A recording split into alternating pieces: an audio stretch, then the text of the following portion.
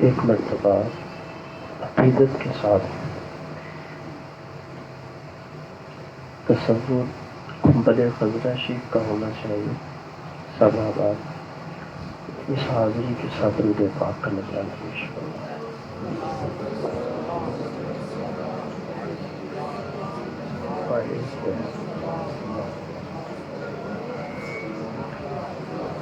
صلاۃ والسلام علیک یا رسول اللہ وعلی آلک واصحابک یا حبیب اللہ.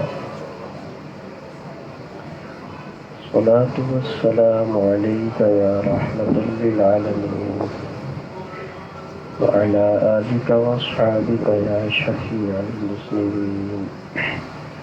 آواز کھولے تھوڑی سی.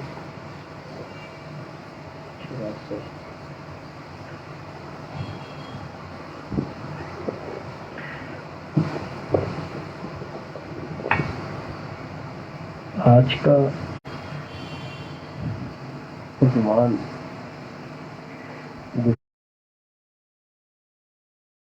گفتگو کا سفر المظفر کا یہ مہینہ ہے. اس میں مقتدر اکابر اولیاء کرام کا یوم وصال ہے. اب آپ تھوڑی سی کلیئر کریں اس کو باریک کر کے. آپ تھوڑا سا باریک کر کے کلیئر کریں آواز.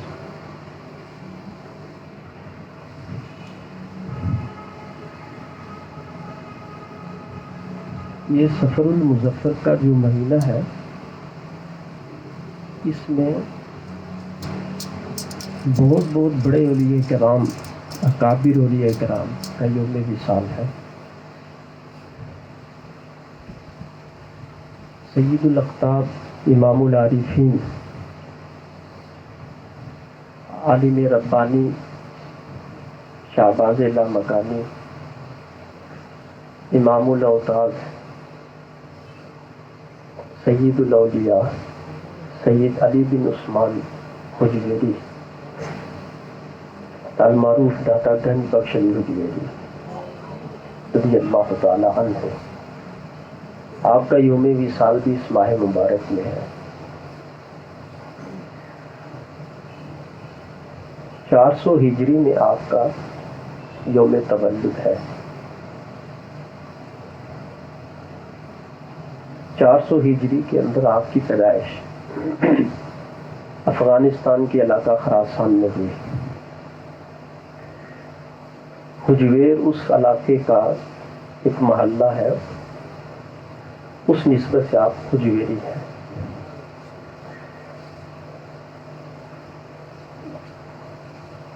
اگر جو تاریخ کے ساتھ لوگ دلچسپی رکھتے ہیں تاکہ یہ بات یاد رہ جائے، حضور فیض عالم جس دور میں پیدا ہوئے یہ سلطان محمود غزنوی کا دور ہے. آپ کی جب ولادت ہوئی تو سلطان محمود غزنوی اس وقت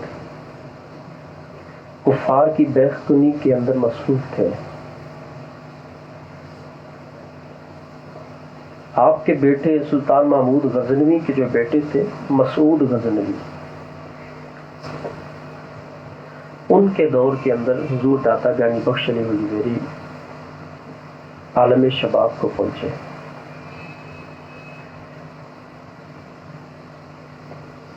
چار سو غالباً 71 یا 72 کے اندر حضور غوث اعظم رضی اللہ تعالی عنہ کا یوم ولادت ہے. امام غزالی رحمۃ اللہ تعالی علیہ وہ بھی تقریباً ان کا بھی ایسا ہی ہے یوم ولادت. حضور غوث اعظم رضی اللہ تعالیٰ عنہ کے بالکل قریب قریب. تو حضور فیض عالم جو ہے وہ عمر کے اعتبار سے ان اولیاء کرام سے بڑے ہیں. میں نے حوالہ اس لیے دیا تاکہ آپ کے ذہن میں یہ بات نقش ہو جائے کہ آپ کس دور کے ہیں. سلطان محمود غزنوی نے کفار کے خلاف جو جنگیں لڑی ان میں حضور داتا صاحب کے گھرانے کے لوگ بھی شامل تھے. آپ کے والد ماجد، آپ کے دیگر رشتہ دار سلطان محمود غزنوی کی فوج کے لوگ تھے. حضور فیض عالم کا رجحان طبع علم کی طرف تھا. آپ نے حصول علم کے لیے 40 سال سفر کیا. یہ وہ ہستی ہیں جو مادر ذات اللہ کے ولی ہیں.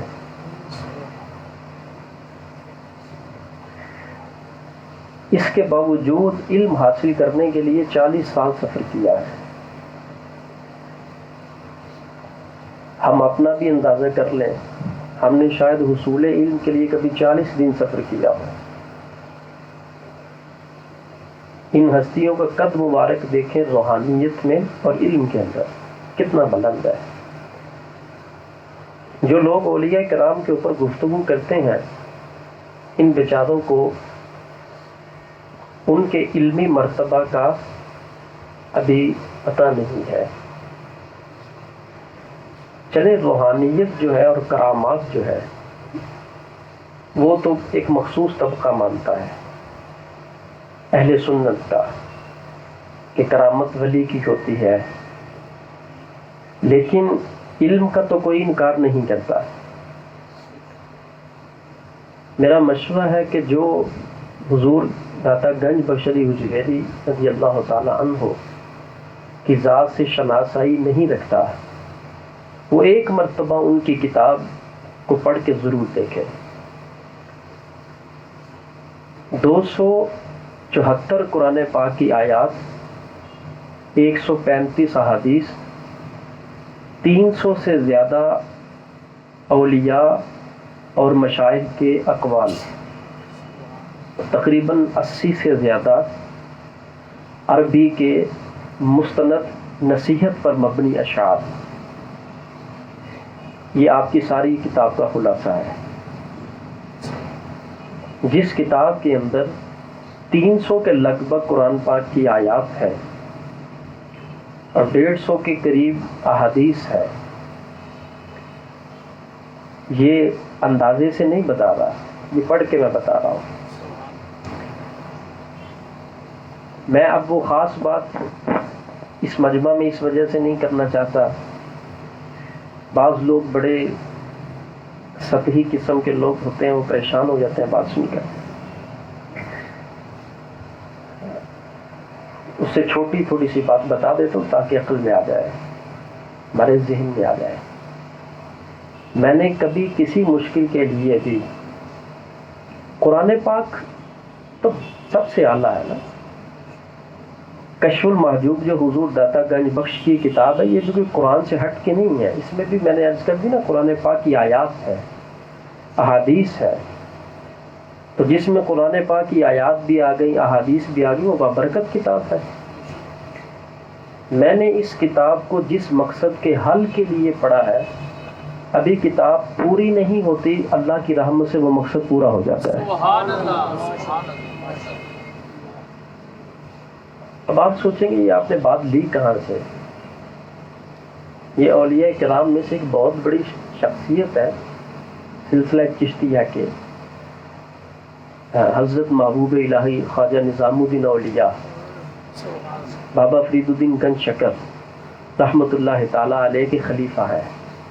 یہ انہوں نے لکھا تھا کہ جس کو مرشد نہ ملتا ہو، رہنمائی کرنے والا کوئی نہ ملتا ہو، فرمایا وہ حضور داتا صاحب کی کتاب اپنے پاس رکھ لے، مرشد بھی ملے گا، رہنمائی بھی ملے گی اور مشکلات بھی دور ہو جائیں گی. سبحان اللہ، سبحان اللہ.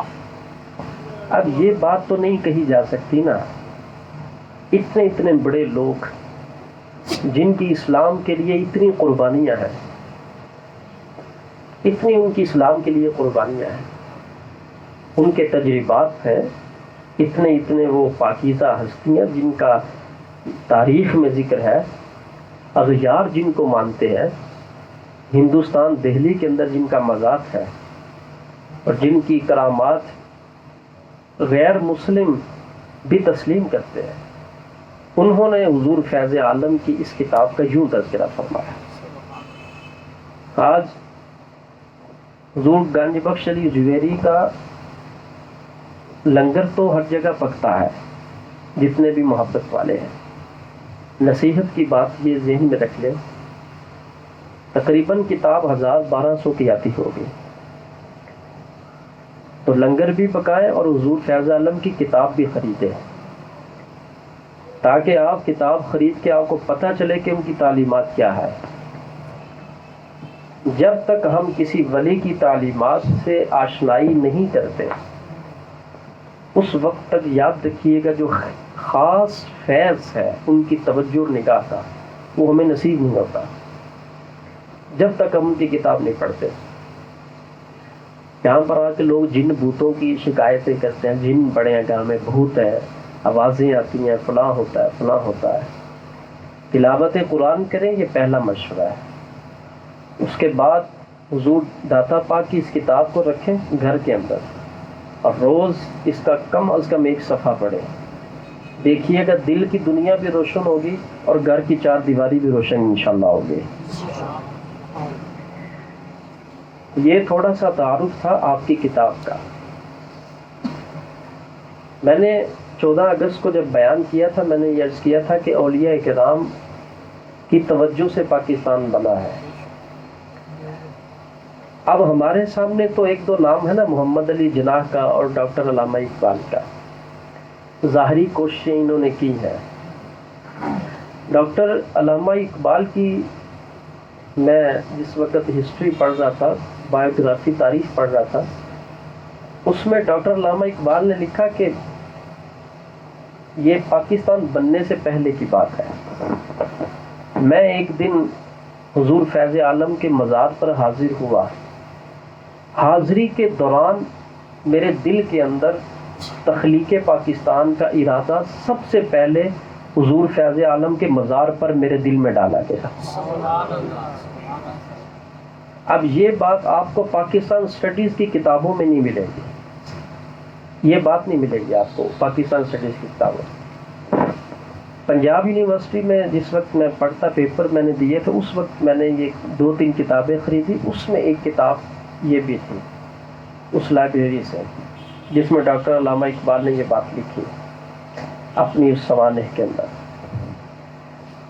تو مطلب یہ ہوا کہ تخلیق پاکستان کا جو خیال تھا کہ پاکستان بننا چاہیے اور الگ ملک ہونا چاہیے، تو یہ ڈاکٹر اقبال خود کہتے ہیں میں حاضری کے دوران کھڑا تھا تو میرے دل کے اندر یہ خیال آیا.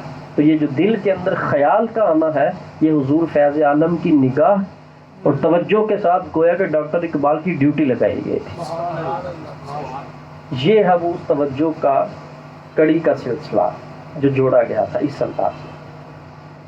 اس کو بھی بات کو ذہن میں رکھنا ہے آپ نے. تو آپ نے 40 سال تک علم دین کے لیے سفر کیا. آج ہمارا کورس تو 8 سال میں مکمل ہو جاتا ہے نا، درس نظام کا 40 سال تک. اللہ اکبر. تو آپ کی عمر مبارک 100 سال بھی پوری نہیں ہوئی، 40 سال تو علم پڑھا ہے آپ نے، اور اس کے بعد پھر علم پھیلایا ہے، دنیا کو فیض دیا ہے پھر. اور آج پوری دنیا کے اندر گنج بخش داتا، گنج بخش داتا، گنج بخش ہو رہی ہے. پوری دنیا کے اندر آپ کا نام ہے. ابھی میں گفتگو کر رہا ہوں، یہ لائیو پروگرام جا رہا ہے، لوگ اپنے گھروں میں بیٹھ کے سن رہے ہیں، دوسرے ممالک میں بھی یہ پروگرام سنا جا رہا ہے. یہ اس وقت ایسا کچھ بھی نہیں تھا. جس دور میں حضور داتا گنج بخش علی جویری کا عرس مبارک تقریباً 980واں عرس ہے غالباً یہ والا، 10 صدیاں تو ہونے والی ہیں، 10 صدیاں تو ہونے والی ہیں آپ کے وصال مبارک کو. اور اس سے پہلے آپ جس وقت تشریف فرما ہے، اسلام پھیلایا ہے اور دین کا چرچا کیا ہے. قرآن پڑھا ہے، سنت کو پڑھا ہے، لوگوں کو پھیلایا ہے۔ میں دیکھ رہا تھا کہ میں کس ٹاپک پہ گفتگو کروں۔ یہ تو اتنی قدآور اتنی بڑی شخصیت ہے، میں ان کی کس جہت کو لے کر گفتگو کروں۔ میں نے کہا چلے تھوڑا تھوڑا ہر ایک جہت کے اوپر بس اشارہ ہو جائے تاکہ برکت جو ہے وہ نصیب ہو۔ جہاں اللہ کے بندوں کا ذکر ہوتا ہے اللہ کی رحمتیں برستی ہیں۔ 40 سال تک میں عرض کرتا ہوں کہ علم دین کے حصول کے لیے سفر کیا۔ اس وقت یہ کتابیں تو نہیں ہوتی تھی اس انداز کی، علوم پڑھنے اور پڑھانے کے طریقے کچھ اور ہوتے تھے اس دور کے اندر۔ تو آپ سلطان محمود غزنوی کے دور کے ہیں، اور آپ کا جو گھرانہ ہے وہ شروع سے ہی اولیاء اللہ سے محبت۔ آپ کی والدہ ماجدہ اللہ کی ولیاں، آپ کے والد ماجد وہ بھی اللہ کے ولی۔ تو اس گھرانے کو اگر میں ہسٹوریکل تاریخی طور پر اگر بیان کروں تو تاریخی طور پر اس گھرانے کا اسلام کے لیے شروع سے ہی بہت کردار ہے۔ اگر آپ کے نسب کی بات کروں تو حضرت امام حسن رضی اللہ تعالیٰ عنہ مولا علی شیر خدا کے بیٹے، بلکہ مولا علی شیر خدا کے ساتھ حضور داتا گنج بخش علی اجویری 7ویں پشت میں جا کر متصل ہوتے ہیں۔ سبحان اللہ۔ سید ہے، حسنی سید ہے۔ تو یہ چراغ جو ہے، یہ چراغ مولا علی شیر خدا کے گھر سے فیض لے کر کائنات کو تقسیم کرتا ہے۔ سبحان اللہ، سبحان اللہ۔ تو امام حسن کے ساتھ انہیں حسنی سیدہ، والدہ کی جانب سے بعد میں حسینی بھی لکھا ہے، تو حسنی سیدہ 7ویں پشت میں مولا علی کے ساتھ جا کے آپ کا سلسلہ نسب ملتا ہے حضور داتا پاک۔ تو نسب کے اعتبار سے آپ دیکھ لیں کتنا بلند نسب ہے، سید ہے۔ علمی لحاظ سے آپ دیکھ لیں تو کشف المحجوب، مسلمان تو مسلمان، میں نے کفار کے اس کے اوپر کمنٹس پڑھے ہیں، کفار کے۔ ایک کافر نے تو یہاں تک لکھا کہ سائنس کے لحاظ سے اگر علم سیکھنا ہے تو وہ کشف المحجوب سے مل سکتا ہے۔ حالانکہ کشف المحجوب کوئی سائنس کی کتاب نہیں ہے، یہ تو کتاب ہدایت ہے۔ تو اس شخص نے جس انداز میں اس کو پڑھا اس نے ویسے بتا دیا کہ اگر حضور فیض عالم کی کتاب کو کوئی سائنسدان پڑھے نا، اس کو اندر سے سائنس کا علم کے ذخیرے ملیں گے یہاں سے۔ آج آپ سن رہے ہیں حضور داتا صاحب کا کتنی مرتبہ نام سنا آپ نے، مزار پہ حاضری دی تھی۔ اگر میں کہوں گا ہاتھ کھڑا کریں کتاب کس کے پاس ہے تو شاید کو 2 کو اندر سے نکلیں گے، باقی تو کسی کے پاس کتاب نہیں ہوگی جس کتاب کی میں یہ تعریف کر رہا ہوں۔ اس کتاب کا یہ عالم ہے، اس کی اپروچ دنیاوی علم، دینی علم، تاریخی علم، فلسفہ کے اعتبار سے، منطق کے اعتبار سے، جغرافیائی اعتبار سے، اشارے بھی ہیں اس میں، انسان کی باطنیت کے اعتبار سے۔ جتنا اللہ کا ولی سمجھدار ہوتا ہے نفسیاتی علم کے اندر، اتنا کوئی اور شخص نہیں ہو سکتا۔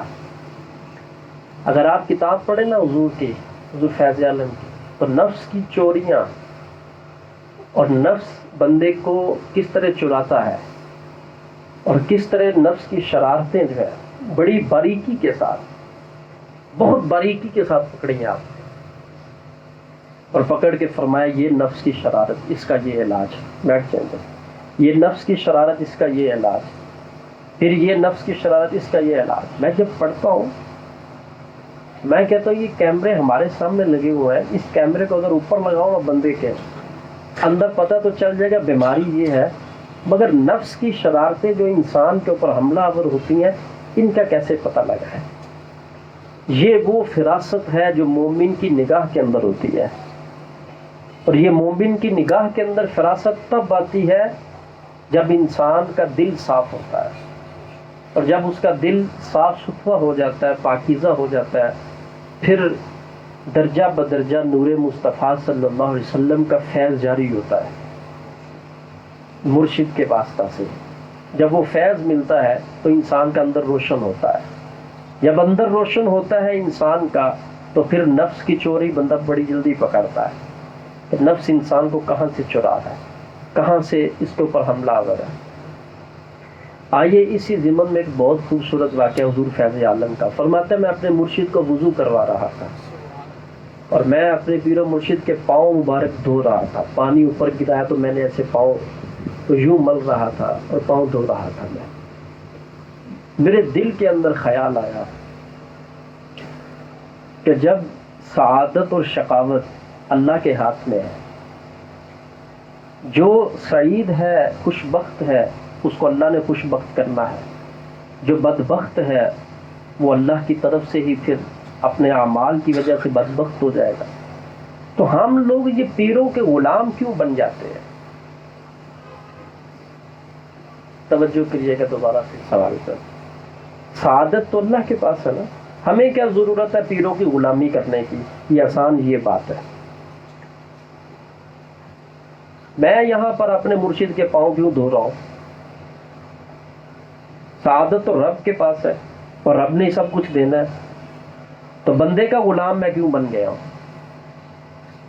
یہ حضور فیض عالم اپنی کتاب میں خود فرماتے ہیں کہ جس وقت میرے دل کے اندر یہ خیال تھا, میرے دل میں خیال تھا یہ. اس سے پہلے کہ میں اگلی بات سناؤں میں ایک حدیث سناتا چلوں. اتقوا فراست المؤمن فإنه ينظر بنور اللہ عز وجل. حضور علیہ السلام نے فرمایا مومن کی فراست سے ڈرو کیونکہ وہ اللہ کے نور سے دیکھتا ہے. یہ ہے اللہ کا نور. فرماتا ہے میرے دل میں خیال آیا مجھے اپنے مرشد کی غلامی کرنے کی کیا ضرورت ہے, سعادت اور رب کے پاس ہے. اگر اللہ نے مجھے کچھ دینا ہوگا تو مرشد کے بغیر بھی مل جائے گا, اگر نہیں تو ویسے بھی نہیں ملے گا. کہتے ہیں جیسے میرے دل میں خیال آیا تو میرے مرشد نے یوں نگاہ اٹھائی اور آنکھ بھر کے دیکھا.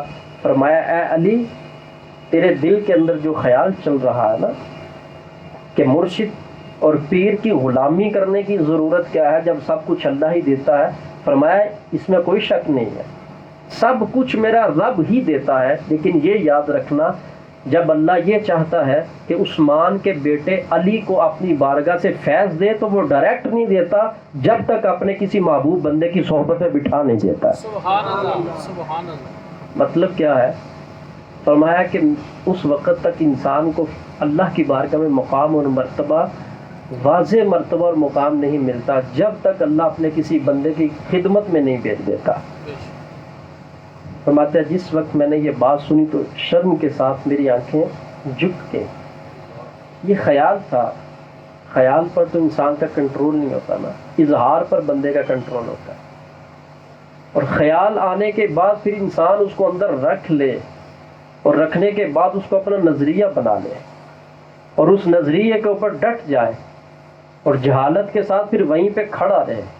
اب یہ خیال تھا اور یہ چھوٹا تو نہیں تھا نا کہ جب سب کچھ, اور یہ اس دور کے بہت سارے لوگوں کی پرابلم ہے, جب سب کچھ رب ہی دیتا ہے تو ہمیں پیر کی غلامی کرنے کی کیا ضرورت ہے؟ ادھر کہا رہا کہ میں مرشد کی کرنا ہی جا کے, اور جب دعویٰ کریں گے نا تو دعوے بھی بہت بہت بڑے کریں گے. پھر آج کا مرید اپنے مرشد کے لیے کیا کرتا ہے اور اس کے کیا نظریات ہے اور کہاں تک کے اس کے نظریات ہیں,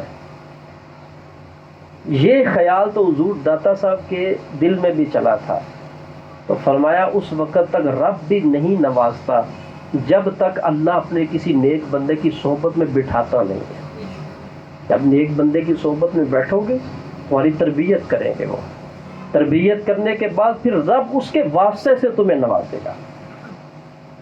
حضرت علی بن عثمان الحجویری رضی اللہ تعالیٰ عنہ حضور داتا گنج بخش فرماتے ہیں اس کے بعد پھر میرے دل میں کبھی خیال نہیں آیا. میرے مرشد نے میرے خیال کے اوپر گرفت کر لی, خیال کو پکڑ لیا اور پھر اس خیال کی تطہیر فرمائی. یہ کوئی بہت بڑی بات نہیں ہے. جو اللہ کے اخلاق کے ساتھ متصف ہوتے ہیں, یعنی اخلاق خدا بندی کے جو پیکر ہوتے ہیں اور اخلاق خدا بندی کے جو مظہر ہوتے ہیں, یہ بھی حدیث ہے، حضور نے فرمایا تخلقوا باخلاق اللہ، اے لوگو اللہ کے اخلاق اپناؤ۔ تو جو بندہ اللہ کے اخلاق اپنائے گا تو پھر اس میں خدائی صفتوں کا فیض آئے گا۔ جیسے جیسے وہ خدا کے اخلاق اپنائے گا، اللہ اپنے بندوں کے ساتھ کیسا ہے، رب اپنے بندوں کو کس انداز میں نوازتا ہے، جرم کرے تو اس کو معاف کر دیتا ہے، وہ رحیم ہے، وہ کریم ہے، وہ لطیف ہے، اس کا بدلہ لینے کا انداز کیا ہے، اس کا معاف کرنے کا انداز کیا ہے، یہ اللہ کے اخلاق ہے۔ تو جو اللہ کا ولی ہوتا ہے وہ اخلاق خدا بندی کا پیکر ہوتا ہے، اور جب وہ اخلاق خدا بندی کا پیکر بن جاتا ہے تو پھر اللہ اپنی صفتوں کا نور اس کو عطا فرماتا ہے۔ جب اس کو اللہ اپنی صفتوں کا نور نصیب کر دیتا ہے، پھر اسی معنی کے اندر پھر وہ جو آپ حدیث سنتے ہیں، میں ہاتھ بن جاتا ہوں، میں پاؤں بن جاتا ہوں، میں آنکھیں بن جاتا ہوں، میں کان بن جاتا ہوں اپنے بندے کے، تو یہ سب کچھ اس وقت ہوتا ہے جس وقت انسان نفس کی چوری پکڑتا ہے، نفس کی شرارتوں پہ مطلع ہوتا ہے، اور روح کو دھونے کا نام، غسل دینے کا نام ہی تو تزکیہ ہے، اور یہی فرائض نبوت میں سے بھی تھا۔ آج لوگ کہتے ہیں یہ تصوف کہاں سے آیا؟ تصوف کا صرف نام نیا ہے، یہ یاد رکھیے گا۔ تصوف کے نام کو مت دیکھو کہ تصوف کا نام نیا ہے تو یہ کوئی چیز نہیں ہے، ایسے چیز کو نہیں سمجھا جاتا۔ تصوف کا نام بعد والوں نے دیا ہے۔ آپ یہ دیکھیں تصوف کے اندر ہے کیا، تصوف میں حقیقت کیا ہے۔ تو تصوف کی جو حقیقت ہے یہ تو نبی پاک علیہ الصلوۃ والسلام کے فضل منصبی میں ہے۔ یتلو علیہم آیاتک، میرا محبوب تم پر اپنی آیتیں تلاوت کرتا ہے، وَيُعَلِّمُهُمُ الْكِتَابَ وَالْحِکْمَةَ وَيُزَکِّیہم، میرا محبوب تمہیں کتاب بھی سکھاتا ہے، حکمت بھی سکھاتا ہے، وَيُزَکِّیہم، اور تمہارے دلوں کی غلاظتیں بھی دھوتا ہے۔ یہ جو تزکیہ ہے یہی تصوف ہے۔ تصوف کوئی الگ چیز کا نام نہیں ہے۔ بعض لوگ کہتے ہیں یہ تصوف کہاں سے آ گیا؟ قرآن اور سنت، بالکل ٹھیک ہے، سپریم قرآن اور سنت ہی ہے، سب سے اعلیٰ قرآن ہے، اس کے بعد پھر حدیث کا مقام ہے۔ اور جو تصوف ہے یہ کوئی الگ علم نہیں ہے، آپ پڑھ کے تو دیکھیں۔ تصوف در حقیقت درجہ احسان کا نام ہے۔ اب میں آپ کے سامنے مثال رکھتا ہوں، ایک شریعت کی رکھتا ہوں اور ایک شریعت کو احسن انداز میں بیان کر کے عمل کرنے کے اوپر رکھتا ہوں۔ مثال کے طور پر عالم دین یہ کہتا ہے نماز پڑھنے سے پہلے کیا کرو؟ وضو کرو۔ مگر جو متصوف صوفی ہوتے ہیں، جو اللہ کے ولی ہوتے ہیں، وہ فرماتے ہیں وضو کرنے سے پہلے بھی توبہ کرو۔ پہلے بندے کو توبہ کرنی چاہیے۔ اے اللہ میں تیری بارگاہ میں آنے کا ذریعہ اپنانے لگا ہوں، میرے گناہ معاف کرتے، دل سے توبہ کرو۔ اب وہ چیز ہمیں ملتی ہے شریعت کے عالم سے، وضو کر لو، وضو کرنے کے بعد نماز کے لیے کھڑے ہو جاؤ۔ مگر جب صوفیاء کی تعلیم پڑھو گے تو وہ فرماتے ہیں وضو سے پہلے بھی توبہ کرو، یعنی کہ وضو تمہارے جسم کو پاک کرے گا اور توبہ تمہارے باطن کو پاک کرے گی۔ اپنے جسم کو بھی پاک کرنے سے پہلے اپنے من کو اندر سے صاف کر، پھر خدا کی بارگاہ میں کھڑا ہو، پھر اس لائق تو بنے گا، پہلے توبہ کر۔ کتنی خوبصورت بات ہے، اسی کا نام تصوف ہے۔ اب یہ کوئی دین سے ہٹ کے ہے؟ بولیے، توبہ کرنا وضو کرنے سے پہلے کیا یہ قرآن کے خلاف ہے؟ کیا یہ سنت کے خلاف ہے؟ اسی کا نام تصوف ہے کہ شریعت پر عمل کرنے سے پہلے خوبصورت انداز سیکھنا، کہ شریعت کو احسن انداز میں عمل کے پیرائے میں کیسے لے کر آنا، اسی کو تصوف کہتے ہیں۔ آداب زندگی سیکھنا، زندگی کے آداب کیا ہے، چلنا کیسے ہے، بیٹھنا کیسے ہے، کھانا کیسے ہے، گفتگو کیسے کرنی ہے، یہ آسان طریقے سے جو بندہ کر لیتا ہے، سنت کے مطابق کر لے، اسی کا نام تصوف ہے۔ تصوفی سے ہٹ کے نہیں ہے۔ تو حضور داتا گنج بخش علی حجویری رضی اللہ تعالی عنہ نے یہ جو تصوف کی حقیقت بیان فرمائی، فرمایا لیس التصوف رسما ولا علما ولکنہ خلق، فرمایا تصوف کسی رسم کا نام نہیں ہے۔ اب یہ دل تھام کے سنیے گا ذرا یہ بات، تصوف کسی رسم کا نام نہیں، کسی نشانی کا نام نہیں کہ تم نے پگڑی سر پہ باندھ لی تو پگڑی باندھنے کے بعد بندہ کہہ دے کہ میں متصوف ہوں، میں صوفی ہوں، تم نے یہ چادر رکھ لی اور رکھنے کے بعد کہو کہ میں صوفی ہوں. فرمایا تصوف کسی رسم کا نام نہیں ہے، کسی رسم کو تصوف نہیں کہتے. ولا علما، اور کوئی بندہ کہے میرے پاس تو نالج بہت زیادہ، تو بہت بڑا عالم ہوں، میرے پاس بڑا علم ہے، تو علم کا نام بھی تصوف نہیں ہے. ولکنہ خلق، فرمایا بہترین اخلاق کا نام تصوف ہے. سبحان اللہ. جس بندے کے اخلاق اچھے ہیں وہ متصوف ہے، وہ متصوف ہے. پھر اس کا ظاہری رنگ بدلتے ہوئے ٹائم نہیں لگتا. جس بندے کا مطلب کیا ہوا کہ اندر ہی صاف نہیں ہے، اس کے نفس کا تزکیہ ہی نہیں ہے، وہ بندہ اندر سے ہی میلا ہے. لوگوں پتہ اس کو ہے جھوٹ بولنا حرام ہے، مگر جب وقت آتا ہے تو جھوٹ نکال کے مارتا ہے پھر وہ.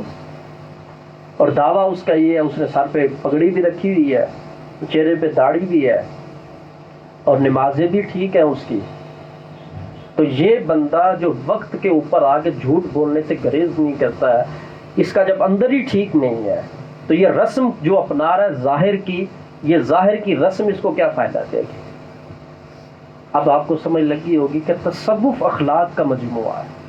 اخلاق بہتر کرنے کا نام، اپنے آپ کو اندر سے صاف کرنے کا نام. جس مرید نے اور جس طالب نے اس پر محنت نہیں کی، وہ 5 گز پگڑی کی بجائے 12 گز باندھ رہے، کوئی فائدہ نہیں ہے.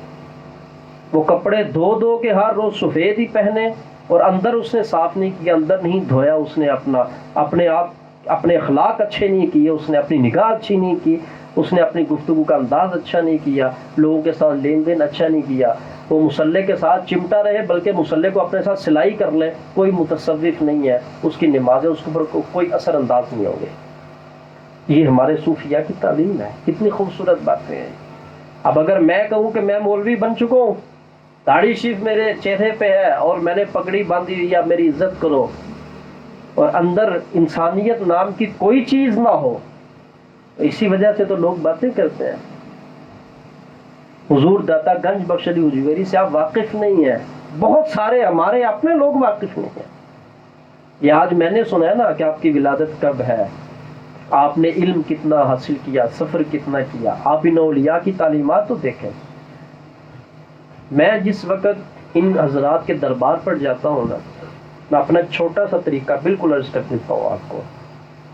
ان کے ساتھ وفا اس بات کی علامت نہیں ہے کہ آپ ابھی حضور فیض عالم کا عرس مبارک آ رہا ہے تو آپ لنگر پکانے لگے ہیں، پکائیں، بالکل ٹھیک ہے، مگر ان کے ساتھ وفا کا تعلق یہ ہے جو ان کی تعلیمات ان کو سمجھ کے پھر لوگوں کو وہ تعلیمات پڑھائیں اور پھیلائیں. جس وقت میں حاضر ہوتا ہوں میں تو یہی کہتا ہوں کہ حضور آپ سے وعدہ کرتا ہوں آپ کی یہ تعلیمات خود پڑھوں گا، پہلے سمجھوں گا، پھر لوگوں کو سمجھاؤں گا. پہلے خود اپنے اوپر نافذ کروں گا، پھر لوگوں کو کہوں گا. جو تعلیمات آپ نے لکھی ہیں، یہ تعلیمات ابلاغ اور تبلیغ کا سلسلہ جاری رکھوں گا. میں یہ سمجھتا ہوں یہ ایک وفا کا تعلق ہے بزرگوں کے ساتھ. جب آپ ان کی تعلیمات کو دل سے قبول کرتے ہیں، اس پر عمل کرتے ہیں، خوش ہوں گے. پھر آپ کو دیدار مانگنا نہیں پڑے گا، وہ خود آپ کو انشاءاللہ اپنا دیدار نہیں، پھر کئی مرتبہ اپنا دیدار کروائیں گے. اور اس چہرے کی قیمت کتنی ہے. جس سے مرضی یہاں پہ پوچھ لو کہ حضور فیض عالم کا دیدار چاہیے، کون ایسا جو کہے گا نہیں. ترستے ہیں نا لوگ، تڑپتے ہیں، ان کا دیدار ہو، ان سے ملاقات ہو. حضور غوث اعظم کا دیدار ہو، ان سے ملاقات ہو. خواجہ غریب نواز کا دیدار ہو، ان سے ملاقات ہو. بابا فرید الدین گنج شکر کا دیدار ہو جائے، ملاقات ہو جائے. تو یہ میں نے آپ کو طریقہ بتایا ہے. ان کی تعلیمات پر آ جاؤ، ان کی تعلیمات پر عمل کرو، محبت کرو، پھر انشاءاللہ وہ دن دور نہیں ہے، پھر وہ کرم خود فرما دیں گے. تو یہ ولی کے ساتھ جڑنے کا یہ طریقہ ہے. آپ وہاں پر جا کے پورا ٹرک لے جائیں اور اتنے پتیلے لے جائیں، میں یہ بانٹنے آیا ہوں، ٹھیک ہے، لوگ پسند کریں گے، وہ کھا رہے ہیں لوگ اور معاملات، لیکن وہ اس مشن کے لیے نہیں آئے. انہوں نے گمراہی سے نکالا ہے لوگوں. کس سے؟ گمراہی سے. یہی فرائض نبوت میں سے بھی تھا منصب میں، اور یہی اولیاء کرام کے منصب میں بھی، گمراہی سے نکالو لوگوں کو، گمراہی کے اندر سے ان کو باہر نکالو ان لوگوں کو، اس سے پھر اللہ کے ولی خوش ہوتے ہیں، پھر نگاہ فرماتے ہیں۔ اور میرے تو جو حضور فیض عالم ہے، سبحان اللہ، آپ کے کرم کی تو بارش جو ہے، ایک میں نے دوسرے مسلک کا شخص تھا تو اس کی کتاب میں پڑھا، کہنے لگا کہ حضور داتا صاحب کی جو رینج ہے روحانی اسپرچول، جو ان کی رینج ہے نا، پورا ایشیا ان کی رینج میں ہے۔ میں نے کہا چلو یہ تو غیر تھا جس نے ایشیا تک کرائیٹیریا بیان کیا، حضور داتا گنج بخش علی جویری کی ایشیا تک رینج نہیں ہے، پوری زمینیں بھی اس کے اندر ہے اور پورے آسمان بھی اس کے اندر ہے۔ ابھی تو چونکہ ٹائم نہیں ہے، ہم نے 10 بجے کا اعلان کیا تھا کہ ہم 10 بجے تک محفل کو بالکل ختم کر دیں گے، اور آہستہ آہستہ یہ ٹائم پیچھے اور لے کر آنا ہے، ہم نے اور ٹائم یہ پیچھے لے کر آنا ہے، 8 سے 10 بجے تک محفل بالکل ختم کر دی جائے۔ تو آپ کی 1-2 باتیں اور عرض کرتا ہوں میں، اس کے بعد پھر اجازت چاہوں گا۔ آپ رضی اللہ تعالیٰ عنہ نے ساری زندگی اپنی اسلام کے لیے وقف فرمائی، کفار کو دائرہ اسلام کے اندر داخل فرمایا، آپ نے پورے گروہ اسلام کے اندر داخل ہوئے آپ کی نگاہ پاک سے۔ میں ایک چھوٹا سا سوال آپ سب کو دے رہا ہوں، بڑی توجہ کے ساتھ یہ سب نے سنا۔ جو اللہ کے ولیوں کو مانتا نہیں ہے نا، جو ان ہستیوں کو مانتا نہیں، مجھے وہ آ کر خود مل لے اور مجھے اس کا جواب وہ خود دے، اگر جہاں دینا چاہتا ہے یہاں پہ کھڑا ہو جائے، اگر الگ ملنا تو الگ ہو۔ حضور داتا گنج بخش علی حجویری رضی اللہ تعالیٰ کو 400 ہجری میں پیدا ہوئے آپ، ٹھیک ہے؟ یہ زمانہ نبی پاک صلی اللہ علیہ وسلم کے صحابہ کے زمانہ کے بہت قریب کا زمانہ ہے، بہت قریب کا زمانہ نا یہ۔ میں یہ پوچھنا چاہتا ہوں، جب حضور کا وصال بھی ہو گیا، حضور کے صحابہ کا وصال بھی ہو گیا، تابعین کا وصال بھی ہو گیا، تبع تابعین کا وصال ہو گیا، اس کے بعد مجھے یہ بتائیں کہ اسلام جو پھیلتا ہوا آ رہا تھا، وہ اسلام پھیلایا کس نے ہے؟ تاریخ سے مجھے ثابت کر کے دکھائیں۔ یہ میرا ایک سوال ہے۔ آپ اور میں تو حضرت اب پیدا ہوئے نا، اگر ان اولیاء کا کردار نہیں ہے اسلام کے لیے، اور جن اولیاء پہ تم اعتراض کرتے ہو، ہم درباروں پہ نہیں جاتے، تم جن گمراہ لوگوں کی وجہ سے نہیں جاتے، ہم بھی ان کو جوتے مارتے ہیں۔ جو لوگ سر ٹکاتے ہیں نا وہاں پر سجدہ کے لیے، ہمارا ان سے کوئی تعلق نہیں ہے اور ان کا ہم سے کوئی تعلق نہیں ہے۔ میرا یہ سوال ہے کہ صحابہ کرام تو دنیا سے چلے گئے نا، جب اس کے بعد اسلام پھیلایا کس نے ہے؟ کن کی کاوش کے ساتھ آج دنیا کے اندر اتنا جو اسلام پھیلا ہوا ہے، وہ کن کی کاوش سے پھیلا ہے؟ ایک وہ مرد قلندر جو پورے ہندوستان کا حقیقی بادشاہ ہے، جس کو خواجہ معین الدین چشتی اجمیری کہا جاتا ہے، حج کر کے مدینہ شریف سے تشریف لا رہے ہیں، مدینہ سے ہوتے ہوئے، مکہ سے ہوتے ہوئے تشریف لا رہے ہیں، اور گزرتے ہوئے لاہور کے قریب سے گزرے اور لوگوں کے سر کے اوپر ٹوپیاں دیکھی اور دیکھا کہ لوگ تو یہاں پر مسلمان لوگ بھی ہیں۔ کہا کہ یہ جو لوگ مسلمان ہیں، نماز پڑھتے ہیں، سروں کے اوپر ٹوپیاں پہنی ہیں، یہاں پر اسلام کس نے پھیلایا؟ بتانے والوں نے بتایا حضور داتا گنج بخش علی حجویری کا جس وقت نام دیا تو آپ نے مزار پر حاضری دی، 39 دن بیٹھے رہے، 40واں جب دن آیا نا، وہ جو چلہ حضور کے قدم کے برابر بالکل آپ نے دیکھا ہوگا، 40واں دن آیا تو کہنے لگے کہ لگتا ہے کہ توجہ نہیں فرما رہے حضور داتا گنج بخش، کوئی رابطہ نہیں ہو رہا۔ وہ آخری رات تھی، چونکہ رابطہ تب ہوتا ہے نا جب پیچھے سے دینے کا آرڈر ہوتا ہے، جب تک پیچھے سے آرڈر نہ ہو اس وقت تک انسان جتنا مرضی جو مرضی کرتا رہے اس کو ملتا نہیں۔ آخری رات تھی، فرماتے میں سویا تو خواب کے اندر حضور فیض عالم تشریف لے آئے، پھر مجھے وہ فیض دیا جس کا ایک کرشمہ ہندوستان میں یوں ظاہر ہوا کہ خواجہ غریب نواز نے 90 لاکھ کو مسلمان فرما دیا۔ تو یہاں سے انہوں نے بھی برتن بھرا ہے فیض کا، یہاں سے لیا ہے فیض حضور داتا گنج بخش علی حجویری کے مزار پاک سے۔ ایک شخص نے 90 لاکھ کو مسلمان کیا ہے، اور وہ مسلمان جن کو کیا ہے ان کی ہسٹری پڑھ کے دیکھ لیں، وہ کتنے سخت اور ڈاڈے قسم کے لوگ تھے، اور انہوں نے کیسی کیسی نبرد آزمائی کی اور کیسے کیسے جھگڑے کیے. اس طرح کا تو ایک مسلمان کر کے دکھا دو آپ، جس طرح کے خواجہ پاک نے 90 لاکھ کو کلمہ پڑھا ہے، اور اس نگاہ کے اندر فیض کا جو حصہ ہے وہ حضور علی اجویری کا بھی حصہ موجود ہے. تو اس وجہ سے یہ میرا سوال ہے جو تیسری مرتبہ میں اس کو دہرانے لگا ہوں. اگر اولیاء اللہ کو تم نہیں مانتے نا، مجھے یہ بتا دو کہ اسلام پھر صحابہ کے بعد پھیلایا کس نے ہے، اور اب تک جو اسلام چلتا آ رہا ہے اور اسلام لوگوں کے گھروں میں موجود ہے، اور ہم اتنے لوگ جو مسلمان ہیں، یہ کن کی بدولت ہے اور کنہوں نے اسلام پھیلایا؟ ہمارے بڑوں نے کن سے اسلام لیا اور کن کی تبلیغ سے اسلام لیا؟ اللہ کا شکر ادا کرو، کسی نیک بندے کی صحبت میں ہمارے بڑوں میں سے کوئی بیٹھا اور اس نے اسلام قبول کیا، اور آج وہ اسلام چلتا چلتا چلتا چلتا الحمدللہ ہمارے اندر بھی موجود ہے. تو یہ فیضان کس کا ہے؟ اولیاء اللہ کا فیضان ہے، اللہ کے ولیوں کا فیضان ہے. ولیوں نے جس انداز کے کفر کے بت توڑے ہیں، آج تو نہیں ٹوٹتے اس انداز کے. آج انگلش بھی ہے، بڑا کچھ ہے ہمارے پاس، اور بہت ادھر ادھر کے معاملات بھی ہیں، لیکن آپ دیکھیں جو مسلم ہے وہ اسلام کے اوپر صحیح معنوں پہ عمل نہیں کرتا. پورے پورے گاؤں اور پوری پوری بستیاں. حضور فیض عالم کی ایک کرامت، آپ کی بارگاہ میں آئے نا کچھ لوگ تو کہنے لگے کہ عربی کے اندر مدینہ شہر کو کہتے ہیں. مدینہ کس کو کہتے ہیں؟ گجرانوالا بھی شہر ہے، اس کو جب عربی میں ہم لکھیں گے تو مدینہ ہی لکھیں گے. تو وہ عربی بولنے والا وہ گروہ تھا، تو حضور فیض عالم کی بارگاہ گزرتے ہوئے ہندو تھے، انہوں نے کہا ہم نے فلاں مدینہ میں جانا ہے. تو جو عاشق ہوتا ہے وہ عاشق ہوتا ہے، مدینہ جانا ہے، کہا ہاں اس فلاں مدینہ میں. آپ نے فرمایا ٹھیک ہے، آنکھیں بند کرو، پھر راستہ بھول چکے ہیں ہم. تو راستہ تو وہ پہلے سے بھولے ہوئے تھے. اگر راستہ یاد ہوتا تو اسلام پر ہوتے، تو کفر کے اوپر تھے تو راستہ بھولے ہوئے تھے. تو حوالہ مدینے کا لفظ کہا گیا اور راستہ بھولے ہوئے تھے.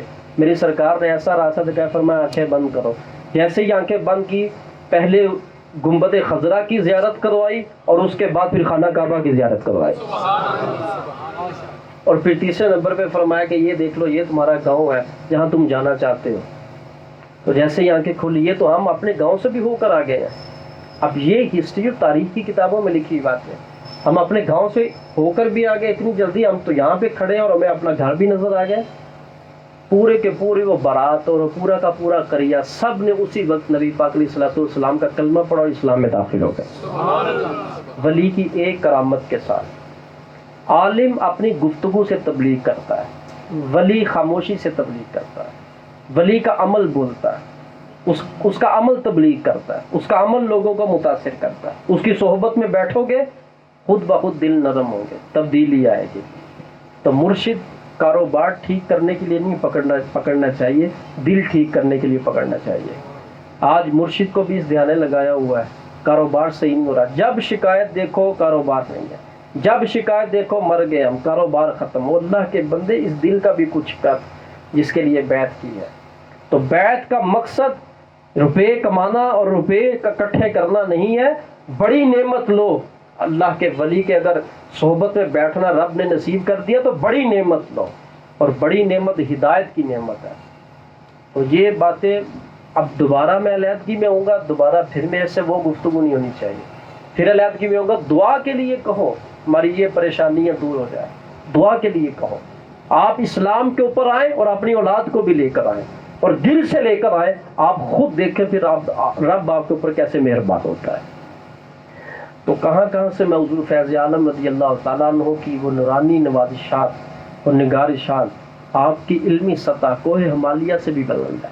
آپ کی کرامتیں بے شمار ہیں، اور آپ کو جس انداز میں غیر مسلموں نے جس انداز میں سراہا اور لکھا، کیوں نہ سراہیں اور کیوں نہ لکھیں؟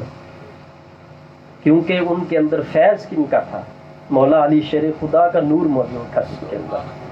تو یہ تو ڈھیر لگے ہوئے نا قصہ اور کہانی ہے جو لوگ آپس میں لکھتے ہیں، بتاتے ہیں یہ وہ. تو میں نے آج ان کی شخصیت کے بارے میں تھوڑا سا بتایا کہ حضور فیض عالم ہستی کون سی ہے، ان کا مقام کیا ہے. اور انہوں نے یہ جو بات واضح فرمائی یہ تو بات ہی بہت کمال کی بات ہے. فرمایا اس وقت تک انسان کے لیے اللہ کی رحمت کے دروازے کھل نہیں سکتے جب تک کسی نیک بندے کی صحبت اس کو میسر نہ آ جائے. جب کسی نیک بندے کی صحبت میسر آئے گی اس کے بعد پھر رب اپنی رحمت کے دروازے کھولتا ہے. پاکستان کے قیام کے اندر میرے داتا گنج بخش علی اجویری کی توجہ کا فیض کیسا تھا. تو یہ سارے واقعات ایک طرف ہے. آج بھی دیکھ لیں آپ, جتنی مرضی مہنگائی ہو جائے, جو قبر کے اندر آرام فرما رہے ہیں ان کی اتنی قدرت اور اتنی طاقت ہے کہ 24 گھنٹے وہاں پہ لنگر جاری ہے. تو یہ میرے حضور داتا گنج بخش علی اجویری کا فیضان ہے. دنیا کا کوئی بادشاہ مجھے دکھاؤ, دنیا کا کوئی بادشاہ, پوری دنیا کے اندر بڑے بڑے امیر لوگ ہیں, اتنا کھانا کھلا کر دکھائے. اور جب سے حضور داتا گنج بخش علی اجویری کا پہلا عرس مبارک ہے, وہاں سے لے کر اب تک تاریخ کی کتابیں بتاتی ہیں گنج بخش آپ کو آپ کی زندگی میں لوگ کہنا شروع ہو گئے تھے داتا گنج بخش. داتا یہ خدا کا نام نہیں ہے. بعض لوگ کہتے ہیں داتا اللہ ہے, یہ علمی کمزوری ہے. داتا اللہ کو نہیں کہتے. اللہ کے لیے وہی نام ہوتے ہیں جو قرآن میں آئے ہیں. اللہ کے لیے وہی نام ہوتے ہیں جو حضور نے سکھایا. ہم اپنی طرف سے اگرچہ معنی ٹھیک بھی ہو, لفظ کا مطلب سب بولیے ٹھیک بھی ہو, ہم اللہ کے لیے وہ لفظ نہیں بول سکتے. کیوں؟ کیونکہ اللہ کی ذات کے لیے جو الفاظ قرآن میں آئے ہیں بس وہ بولے جائیں گے, جو سنت میں آئے ہیں وہ بولے جائیں گے. ہم اپنی طرف سے اللہ کے لیے کوئی لفظ نہیں بول سکتے. اب داتا کا مطلب ہے دینے والا, تو دینے والے کے مطلب کی وجہ سے آپ کہیں کہ چونکہ اللہ دینے والا ہے تو اللہ داتا ہے, تو سب سے پہلی غلطی تو آپ یہ کر رہے ہیں کہ داتا کے لفظ کا اطلاق اللہ کی ذات پر نہ قرآن میں آیا ہے نہ سنت میں آیا ہے. داتا فارسی کا لفظ ہے اور اس کا معنی کیا ہوتا ہے؟ دینے والا. آپ کی گنج بخشی جو ہے وہ آپ کی زندگی میں مشہور ہو گئی, لوگ آپ کو آپ کی زندگی میں داتا کہنا شروع ہو گئے. تو آپ فرمایا کرتے تھے میں داتا نہیں ہوں, میں کسی کو کیا دے سکتا ہوں, سب کو دینے والی میری اللہ کی ذات ہے.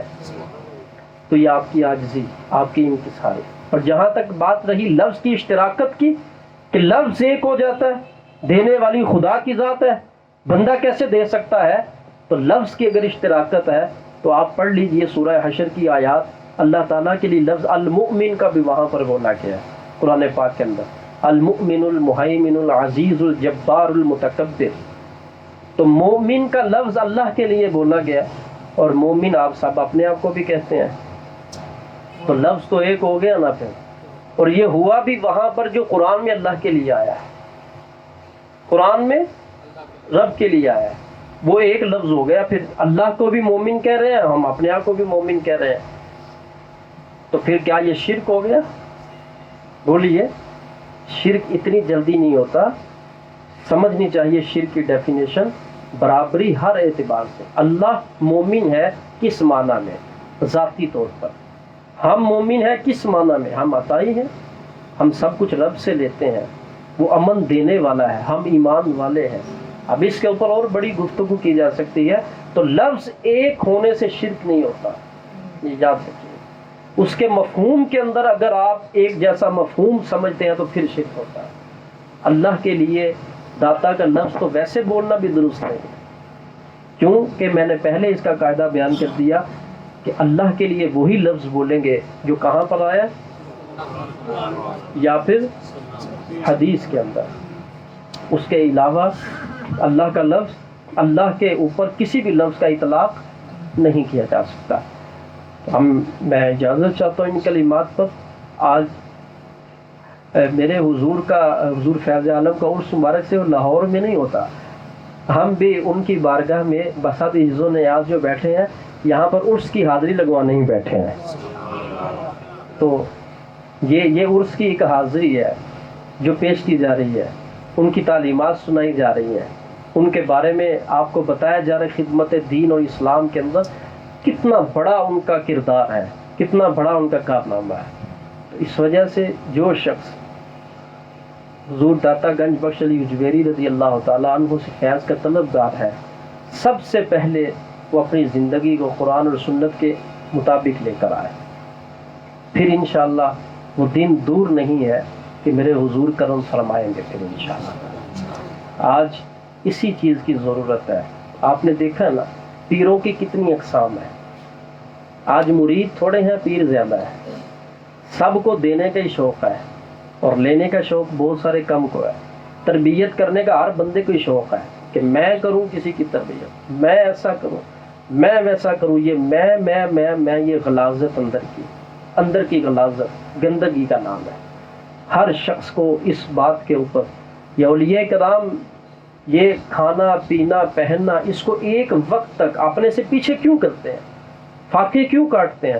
تاکہ اندر سے نفس کی حرص ختم ہو، اور جب اس کی حرص ختم ہو جائے اور اس کو سکون مل جائے، سکون جب اس کو مل جائے تو پھر اس کے بعد حضور دادا شری اجویری سے بھی منقول ہے، ایک وقت وہ بھی تھا کہ میرے سرکار جو لباس مبارک پہنتے تھے نا، انتہائی سستا جو ہے لباس، بہت ہی سستا لباس تھا. اور ایک وقت وہ بھی تھا جب ولایت کے اعلیٰ مقام پہ پہنچ گئے تو آپ کے پاکستان کے اس وقت کے ریٹ کے مطابق تقریباً 2 لاکھ کا جبہ تھا جو حضور فیض عالم پہنا کرتے تھے.